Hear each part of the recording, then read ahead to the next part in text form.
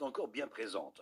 Dans plusieurs quartiers et communes avoisinantes, les traces des inondations marquent les façades, envahissent les champs, stagnent dans les ruelles transformées en canaux improvisés.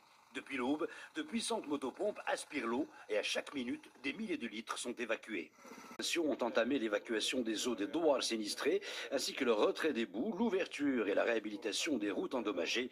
Ils ont également lancé des opérations de nettoyage. Alors que les autorités locales suivent de près l'évolution de la situation, dans les douars de la région, la solidarité s'organise. Des riverains, bottes aux pieds, prêtent main forte aux équipes d'intervention. Certains dégagent la boue, d'autres tentent de sauver meubles et marchandises.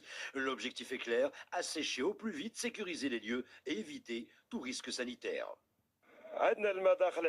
Les eaux, nos écoles, les locales et aux motopompes, eh bien, la décrue s'amorce lentement et la situation s'améliore.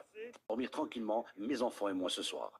La décrue s'amorce lentement, mais sur le terrain, la mobilisation reste une détermination commune. Reconstruire et tourner la page de ces inondations.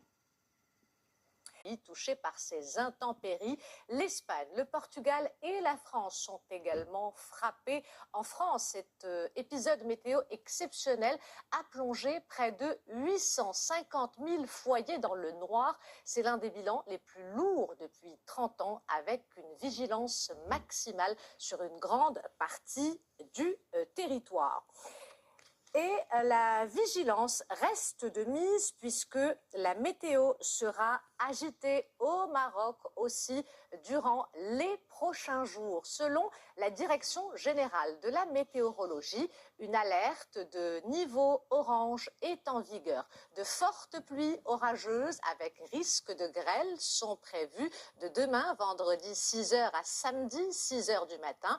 Des cumuls de 40 à 65 mm sont attendus dans plusieurs provinces, toujours du nord, et de 30 à 40 mm dans plusieurs régions du centre. Des chutes de neige sont également annoncées, 20 à 40 cm au-delà de 1400 mètres et 10 à 20 cm dans d'autres provinces. Enfin, des rafales de vent pouvant atteindre 85 à 95 km à l'heure sont prévues et de 75 à 85 km à l'heure dans plusieurs autres zones.